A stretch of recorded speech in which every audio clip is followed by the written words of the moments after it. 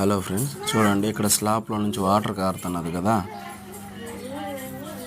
అంటే అది first floor, second floor ఇటుకరాల్లో నుంచి గోడ కారుతుంది.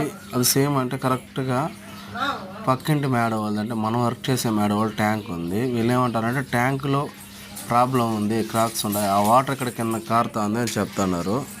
అది చూద్దాం ఏం ప్రాబ్లము. ఇప్పుడు మనం ఆ ట్యాంక్ కాడికి వెళ్ళి చూద్దాము. ఇంకా వీళ్ళది కూడా వాటర్ లైన్ దాంట్లో పోతున్నాయి, కానీ కొత్త పైపులో ప్రాబ్లం లేదన్నారు. ఇక్కడికి వచ్చి ట్యాంక్ చూస్తే క్రాక్లు అయితే ఉన్నాయి.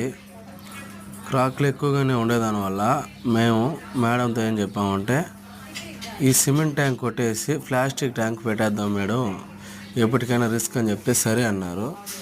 అందుకు 15 litres tank Nandi company pipes, fittings, gate వాళ్ళు, యూనియన్ అన్నీ తెచ్చుకున్నాం.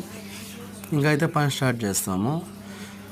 ఇప్పుడు మేము ఏం చేసామంటే ట్యాంక్ డ్రిల్లింగ్తో హోల్ వేసిన తర్వాత ట్యాంక్ లేయర్ చూడండి, 3 లేయర్ స్పష్టంగా తెలుస్తుంది.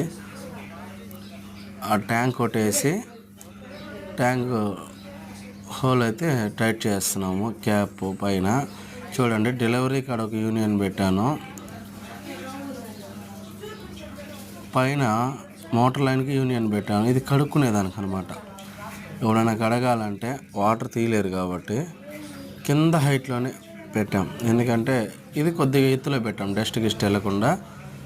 కడిగేది కొద్దిగా తక్కువ హైట్లోనే పెట్టాము. Railway colony, Sundarayya Nagar, 5th cross madam వాళ్ళది వర్క్ అయితే అయిపోయింది. 1.5 ఇంచ్ సిపివిసి రన్ చేశాను. మోటార్కి యూనియన్ పెట్టాం చూడండి. పాత తొట్టి కొట్టేసి